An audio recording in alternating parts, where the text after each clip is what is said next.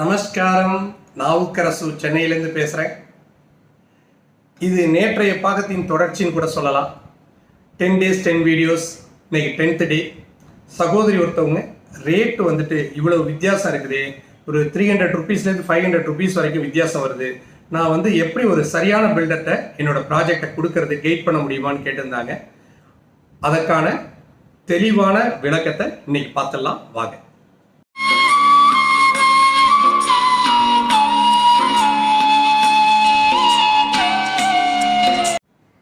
சகோதரி, அட்வான்ஸாகவே உங்களுக்கு வாழ்த்து சொல்லிடுறேன். ஒரு அற்புதமான ஒரு பில்டிங்குள்ளார நீங்கள் இந்த வருஷம் கால் எடுத்து வைக்க போகிறீங்க. அதுக்கு முன்னாடியே நீங்கள் ஒரு பில்டரை தேர்ந்தெடுக்கிற சந்தேகத்தை முன்னாடியே கேட்டுட்டது ஒரு நல்ல பில்டிங்குள்ளே தான் நீங்கள் போக போகிறீங்கிறதுக்கு ஒரு பெரிய உதாரணமாக நான் பார்க்குறேன். ஏன்னா நிறைய பேர் கொடுத்த பிறகு தான் கேட்குறாங்க. நீங்கள் கொடுக்காததுக்கு முன்னாடியே கேட்குறது ரொம்ப ரொம்ப சந்தோஷம். அதனால தான் இந்த வீடியோவை பயன்படுத்திட்டு எல்லாருக்குமே இது ஒரு வாய்ப்பாக சொல்லிடலாம் அப்படின்னு. ஏற்கனவே நான் உங்களுக்கு EVF ஃபார்முலான்னு ஒரு வீடியோ ஒன்று கொடுத்துருந்தோம். 3 ஸ்டார் இருக்கு அவங்க பில்டருக்கு அப்படிங்கிறத ஒரு வீடியோ கொடுத்துருந்தோம். இந்த விஷயங்களை பார்த்துருந்தாலே இந்த பிரச்சனை உங்களுக்கு பெரும்பகுதி குறைஞ்சிருக்கும்.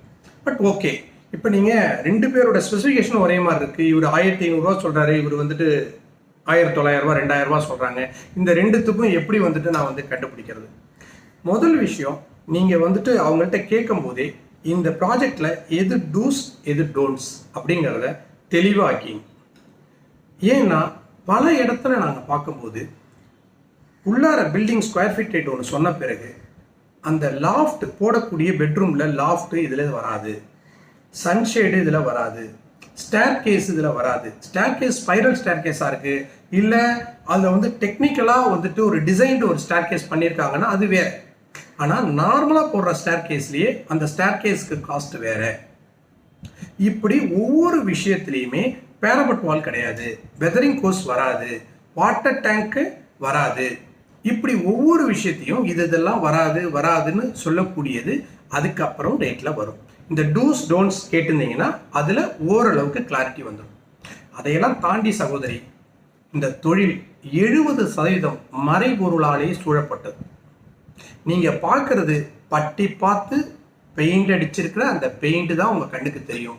அதுக்குள்ளார இருக்கிற காங்கிரீட்லேருந்து கட்டு வேலையிலேருந்து கம்பியிலேருந்து அத்தனையுமே இங்கே மறைபொருள்.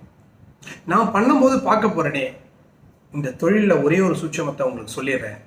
நீங்கள் 10 பேர் நின்று பக்கத்தில் இருந்து பார்த்தாலும் செய்கிறவருடைய நேர்மை இல்லைன்னால் உங்களால் அந்த அவுட்புட் வாங்க முடியாது. அதுக்கு ஆகச்சிறந்த உதாரணம் நம்மளால் சொல்ல முடியும். எத்தனை இன்ஜினியர்ஸ் இருந்து கட்டக்கூடிய ப்ராஜெக்ட்ஸ் எப்படி ஃபெயிலியர் ஆகுது?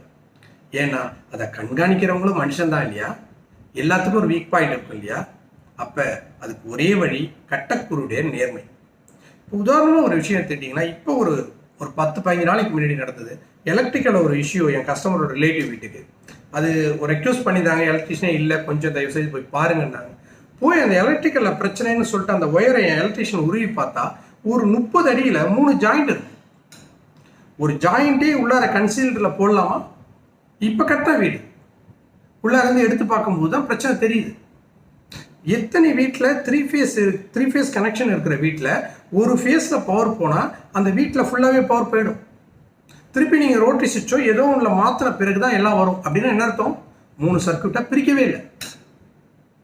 அப்போ இது பேசிக், இது ரொம்ப ரொம்ப பேஸ் விஷயம் சொல்கிறேன். இன்னும் 100 விஷயங்கள் அதுக்குள்ளார என்னால் சொல்ல முடியும். பிளம்பிங் போடுறோம், பிளம்பிங் பைப்பு நீங்கள் என்ன பைப்பு தான் வேணும்னு கேட்டுறீங்க. அந்த பைப்பு என்ன கேஜின்னு வரைக்கும் கூட நீங்கள் டெக்னிக்கலாக கேட்கலாம். ஆனால் அந்த கேஜி தான் அது உள்ளார இருக்கா அப்படிங்கிறது எவ்வளோ பெரிய ஒரு சவால் தெரியுமா? ஏன்னா இங்கே ஒரிஜினல் டூப்ளிகேட் தான் தரமாக பார்க்கறதுக்கு பலபலன் இருக்குது. அந்த ஒரிஜினல் பொருள் அந்த பிராண்டே எங்களுக்கு கிடைக்கிறதுக்கு இப்போ எப்படி EVF ஃபார்முலா அந்த மாதிரி நிறைய செக் பாயிண்ட் உங்களுக்கு சொல்கிறோமோ, எங்களுக்கு அந்த பொருள் ஒரிஜினல் கிடைக்கிறதுக்குன்னு நிறைய செக் பாயிண்ட் இருக்குது. அந்த மாதிரி கடைகளை போய் தேடி தேடி பார்த்து வாங்கணும். இது எல்லாமே அதுக்குள்ளே உள்ள விஷயம். ஏன்னா நீங்கள் ஒரு 20 அடி பைப் வாங்குறீங்கன்னா 10 அடியில் கட் பண்ணும்போது பார்த்தாலும் தெரியும் இங்கே இருக்கிற அந்த 6 kgக்கும் அங்கே இருக்கிற 6 kgக்கும் உள்ள வித்தியாசம். இது நான் பிளம்பிங்கில் சொல்லக்கூடியது. பிளம்பிங்கில் அடிப்படையில் ஒரு கன்சீல்டு பண்ண பிறகு ஒரு ப்ரெஷர் செக்கிங் பண்ணி அந்த லீக்கேஜை செக் பண்ணாமல் விட்டுட்டு அடுத்து பில்டிங் கட்டி ஒரு 2 மாதத்தில் லீக்கேஜ் வால்டையில் உடச்சி ஃப்ளோரிங்கை உடச்சி பண்ண வேலைகள் எத்தனை தெரியுமா? அதை கூட பண்ணுறதுக்கு செக்கிங் பாயிண்டில் கிடையாது. ஃப்ளோரிங் கன்சல்டேஷன் ஒரு 4 அடி 5 அடி இருக்குன்னா எத்தனை டைம் கன்சல்டேஷன் பண்ணணும்னு தெரியாமல் அந்த கன்சல்டேஷன் பண்ணி அந்த டைல்ஸ் போட்டு 2 மாதம் கழித்து அது பேந்துட்டு வந்து எவ்வளோ பெரிய இஷ்யூவை தீர்மானிச்சிருக்காங்க தெரியுமா? பெயிண்டிங்கில் ப்ரைமர் ஒரு கோட்டு பட்டி பார்த்துட்டு ப்ரைமரில் வந்துட்டு ஸ்டெய்னரை கலந்து அதே கலரை கொடுத்துட்டு தொழில் தர்மம்னு சொல்கிறவங்க எத்தனை பேர் தெரியுமா? ஸோ இந்த ஒவ்வொரு விஷயத்துலையும் இங்கே மறைபொருள் கலந்தே இந்த தொழிலில் இருக்குது. இதுக்கு ஒரே வழி அப்படின்னா என்ன செய்ய முடியும் அப்படின்னா, இவர் எத்தனை வருஷமாக இது எவ்வளோ பில்டிங் கட்டி கொடுத்துட்டு அவங்கள்ட்ட நல்ல பேர் வாங்கியிருக்காரு. அது 2 பில்டிங்காக கூட இருக்கட்டும். தம்பிங்க நிறைய பேர் இன்னைக்கு தொழிலில் புதுசாக வந்திருக்கிறாங்க. நல்ல புது ரத்தங்கள் இந்த தொழிலில் அழகான ஆளுங்கள்லாம் வர்றாங்க. அவங்க நல்லா பண்ணணும்னு வர்றாங்க. அந்த நல்லா பண்ணுங்கிற கனவை நம்ம சிதையாமல் மற்றவங்களுக்கும் கொடுக்கணும் அப்படின்னா இது எது சரி எது உண்மைன்னு தெரிஞ்சு சரியான நபர்கிட்ட கொடுக்கணும். ஏன்னா அதுக்கப்புறம் விடக்கூடிய கண்ணீர் 2 பேருக்குமே பாதிப்பை தான் உண்டு பண்ணுமே ஒழிய அதனால் உங்களுக்கு எந்த இடத்துலையும் லாபத்தை உண்டு பண்ணாது. அதனால் சரியான நபரை தேர்ந்தெடுக்கிறதுக்கு எத்தனை செக் பாயிண்ட் வேணாலும் நீங்கள் வச்சிங்க.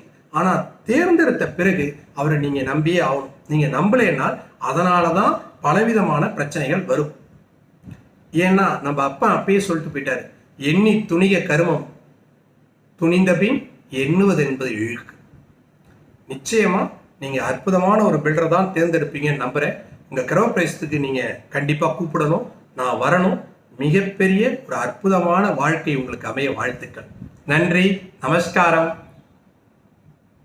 இந்த வீடியோ பிடிச்சிருந்ததுன்னா லைக் பண்ணுங்கள், மற்றவங்களுக்கும் பயன்படணுன்னா ஷேர் பண்ணுங்கள். இந்த சேனல் நீங்கள் தொடர்ச்சியாக பார்க்கணுன்னு விருப்பப்பட்டீங்கன்னா சப்ஸ்கிரைப் பண்ணுங்கள். நன்றி, நமஸ்காரம்.